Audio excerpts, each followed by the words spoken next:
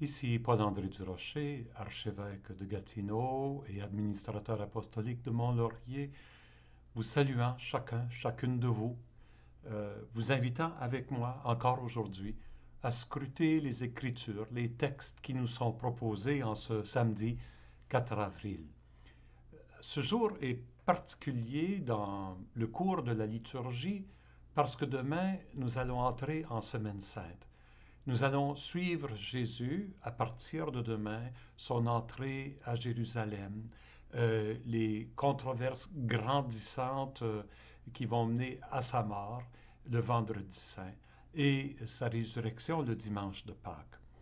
L'évangile de Jean que nous avons suivi depuis 2 semaines nous a montré ce cheminement, on pourrait dire, cette évolution qui fait que finalement la décision est prise de le mettre à mort. C'est ce qu'on va voir dans l'extrait d'évangile que nous lisons aujourd'hui. Donc on pourrait dire que les textes d'aujourd'hui nous préparent à entrer en Semaine sainte. C'est comme si l'acte final et tout est en place pour l'acte final. Alors, commençons. La première lecture est du livre d'Ézéchiel, chapitre 37, versets 21 à 28.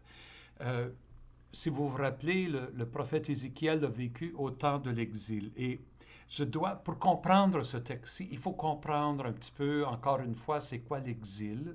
L'exil, c'est à peu près 600 ans avant Jésus-Christ. Le royaume d'Israël a été conquis par Babylone. Le temple a été détruit. Le peuple a été dispersé dans un esclavage. Le roi a été emporté. Finalement, il va être tué. Et, et le peuple va avoir perdu et sa terre, et son unité, et son roi, et le temple, la demeure de Dieu, tout ce qui fait que le peuple se reconnaît.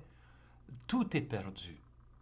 Et c'est dans ce contexte-là que Ézéchiel annonce que Dieu va faire quelque chose de grand.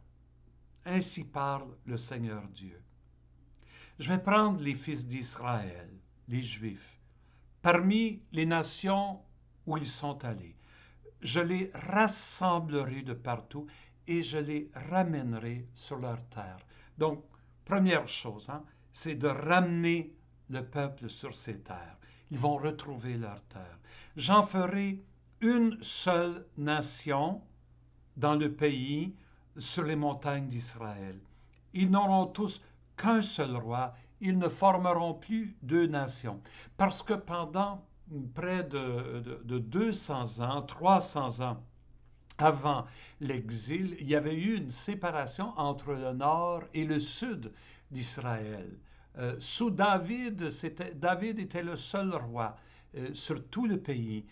Salomon, son fils qui l'a suivi, ça commençait à être un peu difficile parce qu'il suivait des politiques qui pesaient sur les gens du Nord. Rappelez-vous, Jérusalem est dans le sud. On concentre toute notre richesse sur le sud, on bâtit le temple au sud, etc. Les gens du Nord commencent à se sentir un peu délaissés. Et sous le fils de Salomon, Roboam, lui, ses politiques vont faire en sorte que finalement, les tribus du Nord décident de se séparer et ils vont élire leur propre roi. Et de fait, à des moments donnés, les deux parties d'Israël se font la guerre. Et là, qu'est-ce qu'Ézéchiel annonce? J'en ferai une seule nation. Ils n'auront tous qu'un seul roi. Ils ne formeront plus de nation. Ils ne sont plus divisés en deux royaumes. Donc, cette unité du peuple sur la terre, c'est ça ce que Dieu va faire. Ils ne se rendront plus impurs avec leurs idoles immondes et leurs horreurs, avec toute leur révolte. Donc, le peuple va ensemble être fidèle à la loi de Moïse. Ils vont reconnaître un seul Dieu, Yahvé. Je les sauverai en les retirant de tous les lieux où ils habitent, où ils ont péché. Je les purifierai et alors ils seront mon peuple et moi je serai leur Dieu. Cette unité-là du peuple, elle vient de quoi? De l'unité entre le peuple et Dieu. Mon serviteur David régnera sur eux. Il annonce qu'il va y avoir un nouveau roi. David, un descendant de David, évidemment. Ils n'auront tous qu'un seul berger. Ce roi sera pour eux comme un berger. Ils marcheront selon mes ordonnances Ils garderont mes décrets et les mettront en pratique. Oui, ils habiteront le pays que j'ai donné à mon serviteur Jacob, le pays que leurs pères ont habité. Ils l'habiteront eux-mêmes et leurs fils, et les fils de leurs fils pour toujours. Et David, mon serviteur, sera leur prince pour toujours. Voyez, David, le roi, il sera d'abord un berger et le serviteur de Dieu.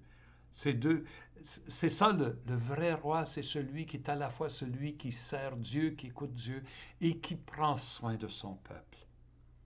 Je conclurai avec eux une alliance de paix, une alliance éternelle. Il renouvelle l'alliance. Je les rétablirai, je les multiplierai, je mettrai mon sanctuaire au milieu d'eux pour toujours. En son sanctuaire, le temple sera reconstruit, le temple sera au cœur de ce peuple. Ma demeure sera chez eux.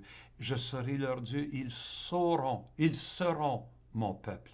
Alors, toutes les nations autour sauront que je suis le Seigneur, celui qui sanctifie Israël lorsque mon sanctuaire sera au milieu d'eux pour toujours. Voyez, Ézéchiel annonce, on pourrait dire, une reconstruction d'Israël, mais d'un Israël renouvelé. Ils sont dispersés, ils vont être rassemblés. Ils étaient divisés, ils vont vivre l'unité. Ils ont perdu leur roi, ils vont avoir un roi et un roi qui sera bon pour eux. Ils étaient attirés par les idoles, non, maintenant ils vont être fidèles à la loi de Moïse, ils vont reconnaître Yahvé comme leur seul Dieu. Ils avaient perdu leur temple, le temple sera construit encore plus magnifique que le premier, et Dieu habitera au cœur de son peuple.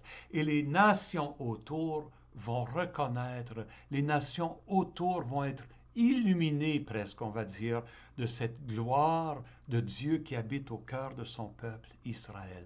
Voilà la vision d'espérance qu'Ézéchiel donne à son peuple. On se trouve maintenant 600 ans plus tard. L'évangile de Jean raconte Jésus. En ce temps-là, quand Lazare fut sorti du tombeau, donc on est après la résurrection de Lazare, dont on a lu le récit dimanche dernier, beaucoup de Juifs qui étaient venus auprès de Marie et avaient donc vu ce que Jésus a fait, crurent en lui. Donc encore là, il y a cette division-là chez le peuple. Certains croient en lui, mais d'autres non.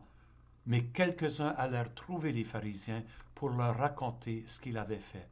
Et les grands prêtres et les pharisiens réunirent le Conseil suprême, ce qu'on appelle le Sanhédrin. Et c'est ici, dans le Sanhédrin, que la décision formelle sera prise. Alors ils se disent, qu'allons-nous faire? Cet homme accomplit de nombreux signes. Si nous le laissons faire, tout le monde va croire en lui et les Romains viendront détruire notre lieu saint et notre nation.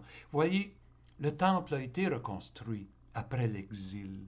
La nation a été regroupée. Ils n'ont toujours pas leur roi, ils n'ont toujours pas leur liberté, mais au moins une partie a été retrouvée. Ce peuple est sur sa terre, même s'ils ne sont pas maîtres de leur terre. Ils ont le temple, Dieu est avec eux. Si nous laissons le peuple croire en Jésus, notre lieu saint et notre nation sont menacés parce que les Romains vont venir s'imposer. Ils sont déjà là, ils vont voir dans la personne de Jésus, ils ont peur que Jésus se fasse couronner comme roi. Si les gens croient qu'il est le Messie, il va être le roi. Et s'il se donne un roi, mais là, les gens vont être écrasés. Les Romains n'accepteront plus ça. De fait, les Romains vont détruire le temple une trentaine d'années plus tard.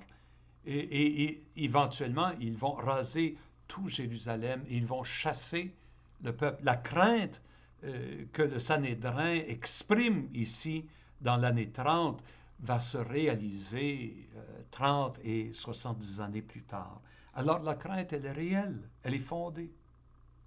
Alors l'un d'eux, Caïphe, qui était grand prêtre cette année-là, leur dit, vous n'y comprenez rien, vous ne voyez pas quel est votre intérêt. Il vaut mieux qu'un seul homme meure pour le peuple et que l'ensemble de la nation ne périsse pas. Vous voyez, il faut comprendre un peu les chefs du peuple. Ils sont soumis aux Romains. Ils n'ont pas cette liberté-là et ils ont peur. Ils vivent dans la peur que le peu qu'ils ont leur sera enlevé.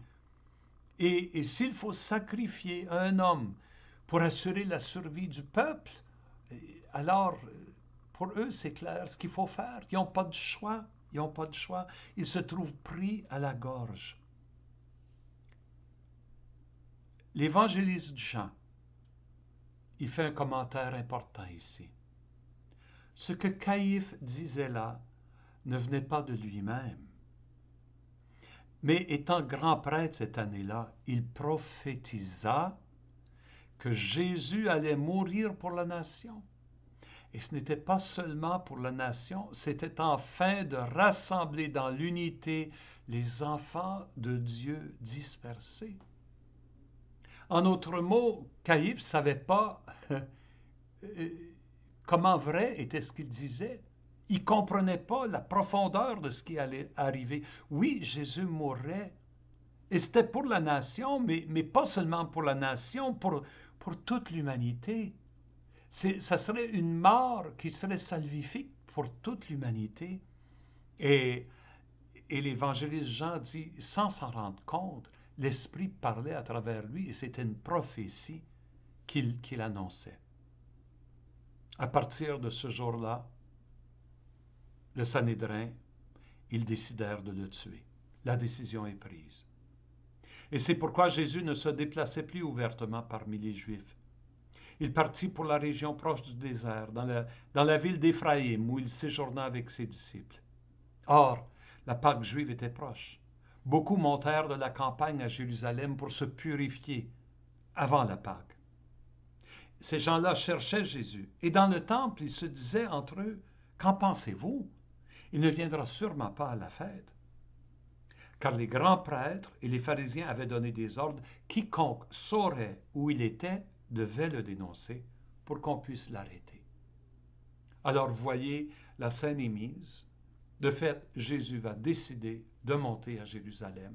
Et à cette Pâque-là, il sera arrêté, il sera jugé, il sera torturé et on le mettra à mort. Mais l'histoire ne finira pas là. J'aimerais dire un mot à propos de cette belle expression, tu sais, où l'évangéliste dit pourquoi il mourrait. Pas seulement pour la nation, mais afin de rassembler dans l'unité les enfants de Dieu dispersés. Ézéchiel dit la même chose dans son rêve. Dieu va rassembler les fils d'Israël dispersés. La dispersion. La dispersion, on peut la voir comme, oui, un peuple qui est dispersé, une diaspora d'un peuple. On vit ça, nous aussi. Hein? Nos familles, aujourd'hui, de plus en plus sont dispersées. On ne vit plus là où on a grandi. Les enfants sont loin des parents et les petits-enfants sont loin de leurs propres parents, de sorte que tout le monde est dispersé. De temps en temps, on essaie de se rassembler pour une fête ou pour une autre. Puis mon Dieu, qu'on est heureux de se retrouver ensemble, mais la vie fait qu'on est dispersé. Le travail fait qu'on doit aller ailleurs. La dispersion des familles. La dispersion au travail.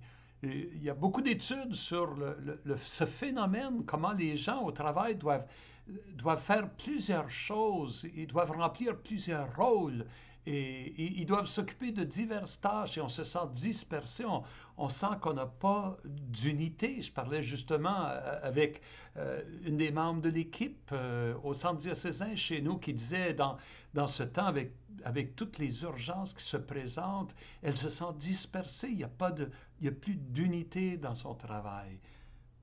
On peut se sentir dispersé en soi-même. Non seulement une dispersion professionnelle, mais une dispersion existentielle. On est tiraillé. On a tellement de responsabilités. On a tellement de rôles à jouer. Je suis le fils de mes parents, je dois m'occuper de mes parents. Je suis aussi le père de mes enfants, je dois m'occuper de mes enfants. Je suis un collègue à l'ouvrage, j'ai ces relations-là. Je suis époux ou épouse peut-être, donc je dois vivre cette relation-là. Je suis membre d'une équipe ou je suis lié avec des amis, je dois vivre ça.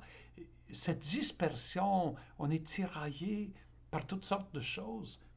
Et ça vient, on pourrait dire, toucher notre vie profonde.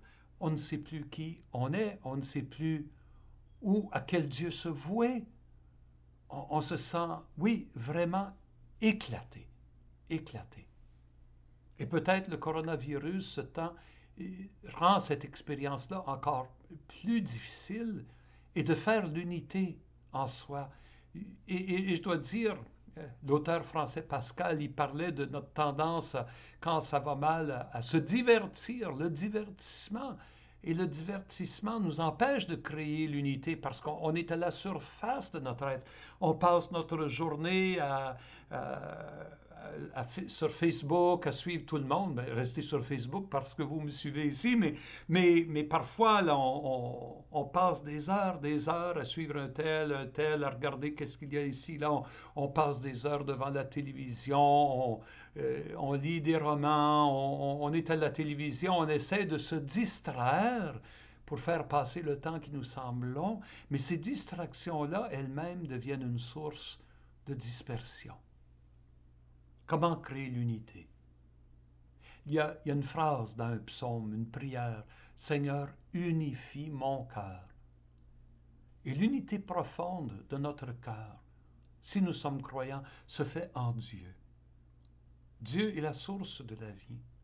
Et si Jésus est mort, oui, c'est pour rassembler le peuple, les enfants de Dieu dispersés dans l'unité. Mais cette unité-là, entre nous, elle doit commencer par une unité personnelle.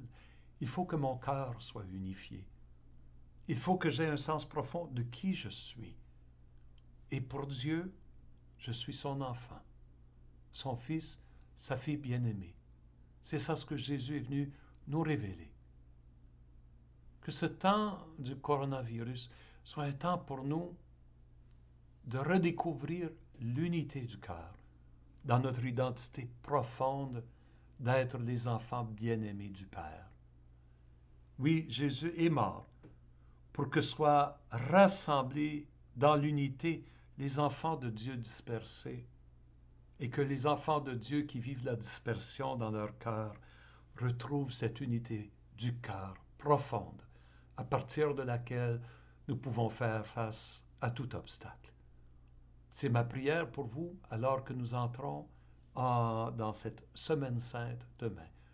Que le Seigneur vous accompagne et qu'il vous bénisse, le Père, le Fils et le Saint-Esprit. Amen.